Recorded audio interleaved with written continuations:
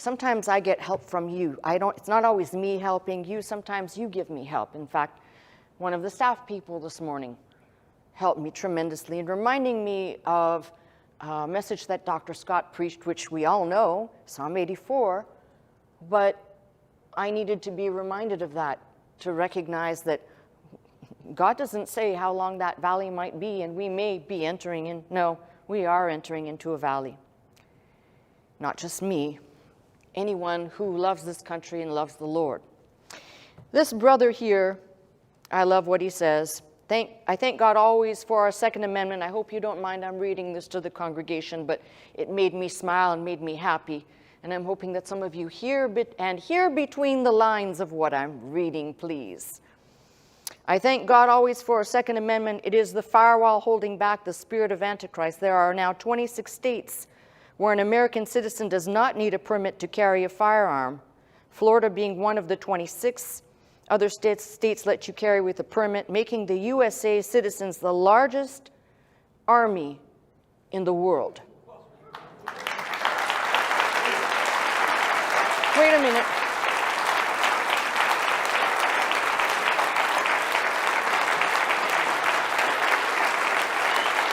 You know what? You know what the problem is? We have forgotten as a people. And I'm sorry I'm taking time, but I have to do this now because I won't repeat this again.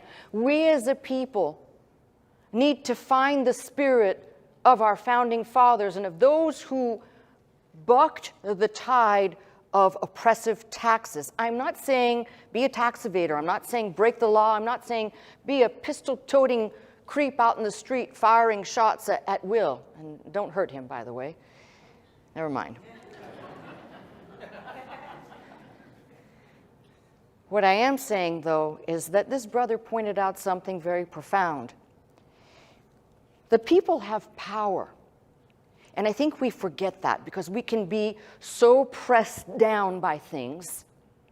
I'll be honest with you. It's been, for the last few months, it's been shameful to see what has been happening in our country that people are just putting their stamp of approval on. Here's the interesting thing. If anybody actually understood what woke means, willingly overlooking evil, willingly, with knowledge, overlooking evil. That is the definition of woke, not my eyes are open, but I'm willfully overlooking that. I don't care about it. Now, if you're like me, and I told you this, I won't go quietly. I'm not that person. I'm not a coward. I don't run away from things. But one person cannot fix this country. Guess what? Even if this whole congregation just in front of me decided we're going to go out and make a difference, we couldn't do it either. Do you know why? Because this group here would look like a needle in a haystack when you put us out into the world. But I'll tell you what can happen. This is a conversation you can have with people who are non-believers, people who are whatever you want to call them.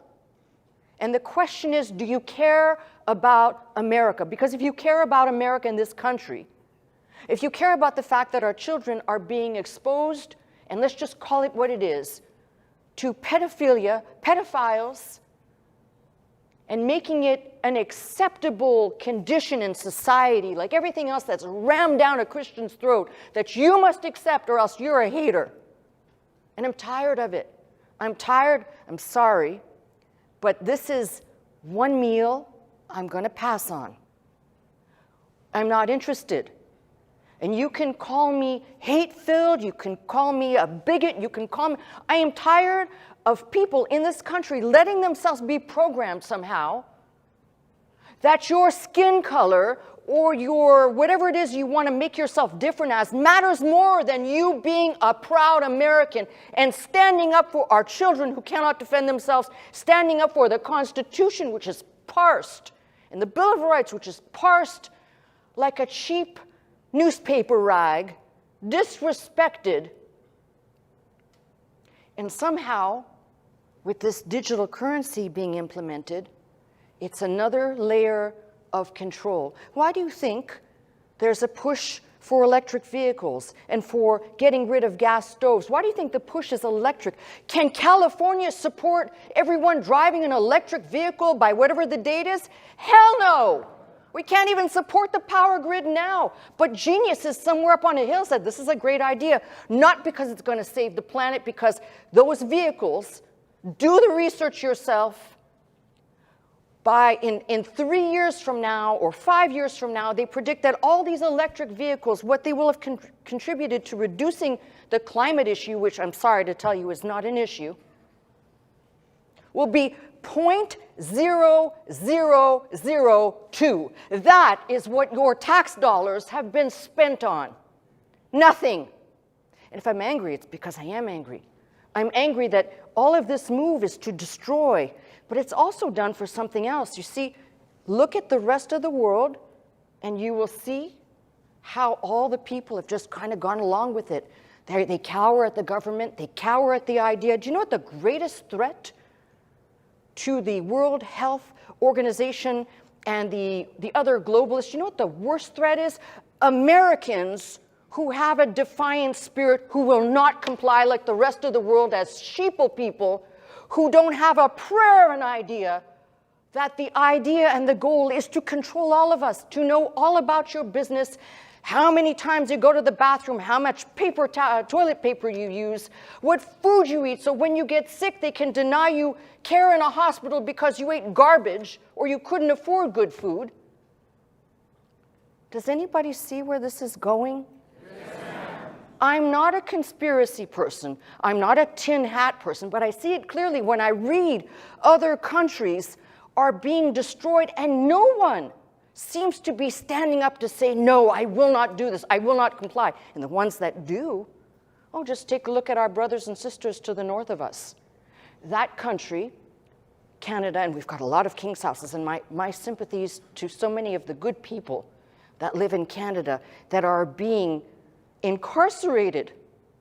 Hear me out, but look this up. Don't take my word for it. They're being incarcerated just for being Christians, just for reading the Bible. One man in a public square reading the Bible is arrested. He's asking why. Well, he's not allowed to read the Bible in public. I'm sorry, that may be happening there, but don't think for a second that the idea is not to have that type of control over the populace here. And if the government can take away your guns under the auspices, guns are dangerous. You know, it's a real insult to the citizens to tell you that guns are dangerous and you shouldn't have them because you're not smart enough to use them. That's sorry, but that is the goal. So all you got to do is look at a country where they took away the firearms and tell me how good that country's doing. And don't tell me that that reduced crime, because criminals will always manage to find and get guns. If you ban them, they'll find them, okay? So it's time for anyone who's listening to me to wake up. We've got a lot of problems going on. I cannot control the world. I can't fix the world. But I can tell you what I'm going to do. I'm not telling you to do as I do, but I'm telling you what I'm going to do. And I'm going to fight this tooth and nail. It means that wherever I can use cash, I'm going to use cash. When people say, sorry, I don't take cash, I turn my butt around and I go out the door. Why? Because this whole move is, we will force it out of you. So July 26th supposedly is the date.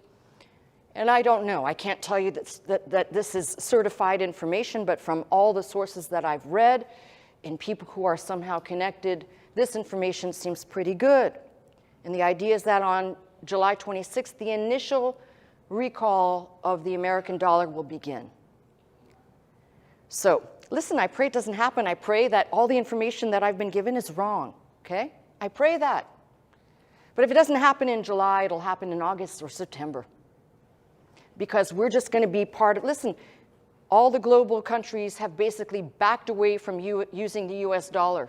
You know that, right? Well, that knowledge tells you now we're kind of in a free fall. The government keeps printing money and spending money that's not there. So we're in a free fall right now. So there has to be something that gives. So I'm telling you this in advance so that you understand. We may have to reinvent ourselves to be able to do two things: to continue to function, doing what we do here, and also to protect you. I will not to the best of my ability. Listen, I'm not a guardian angel, I don't have superpowers, but to the best of my ability, I will try and implement, if that gets implemented, I will try and implement a system here that at least for all intents and purposes, you are paying tuition for a course and it's nobody's business what you're learning. Now, that may not fly, and I don't know. I can't tell you anything beyond this. All I can tell you is I'm trying and doing the best I can, and I'm asking you to pray for me because I need all the prayer I can get to make the right decisions for this church. And when I say this church, this is not a church of one or a church of one. We are a people that belong to the Lord. So every decision I make is crucial, especially the ones that either leave you vulnerable or protect you to the best that I can. And I can't shield you from everything, but I can shield you minimally from the government looking into your business at what we do here at Faith Center. So I'm going to leave that subject right now because I've taken up a lot of time. And I'm only asking you to do one thing. I'm not asking you to panic. Please don't do that. It doesn't help.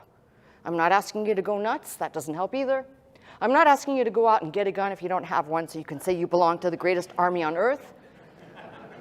Although, let's come back to that one maybe.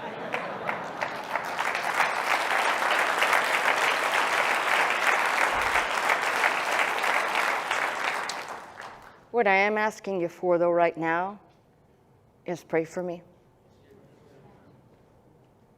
Whatever decisions I do implement, they're going to be done to the best of my ability, but I'm navigating territory I, just like you, have not been through before. So I'm asking for your patience, your prayers, and your understanding. And I'll keep you informed along the way as things happen. As I encounter them, I will keep you informed to the best of my ability. Come